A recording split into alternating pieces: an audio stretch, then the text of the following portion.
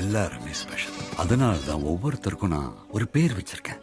இப்போ இந்த மொரட்டு ரவுடி ட்வின்ஸ் இருக்காங்க, இவங்க பேர் தான் ரானி அண்ட் ரிச்.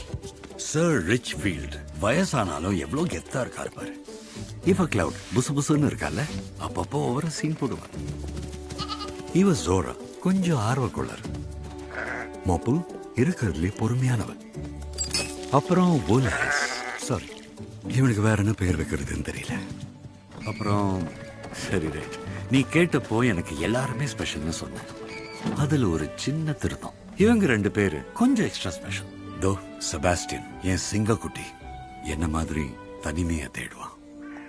அவனுக்கு எப்ப போகணும்னு தோணுதோ போயிடுவான், எப்ப வரணும்னு தோணுதோ அப்பதான் வருவான். அப்புறம் என் செல்ல குட்டி லிலி இங்க இருக்கிறதுலே அறிவாளி. என் மனசுல எப்போ என்ன ஓடிட்டு இருக்குன்னு பார்த்த உடனே கண்டுபிடிச்சிருவா. எல்லாரையும் விட இவளை பாக்குறப்போ ஒரு நிம்மதி கிடைக்கும் பாரு, அது ஒரு ஷெப்பர்டுக்கு தான் புரியும். இந்த உலகத்திலே அன்பான ஜீவங்களை பாத்துக்கிறப்போ கிடைக்கிற சந்தோஷம் இருக்க, அது வார்த்தையால சொல்ல முடியாது.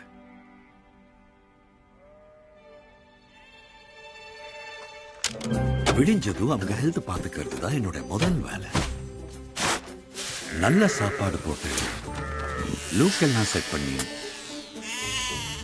என்னால முடிஞ்ச அளவுக்கு அவங்கள ஹாப்பியா வச்சுப்பேன். When I wake up, well I know I'm gonna be the man who wakes up next to you.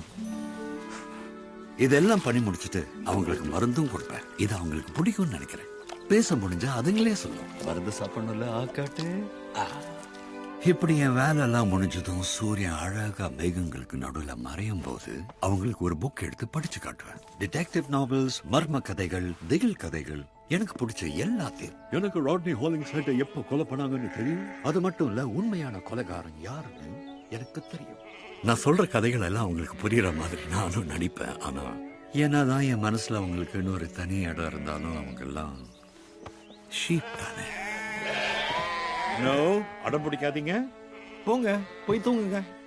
மீதி கதையை நாளைக்கு பார்த்துக்கலாம்.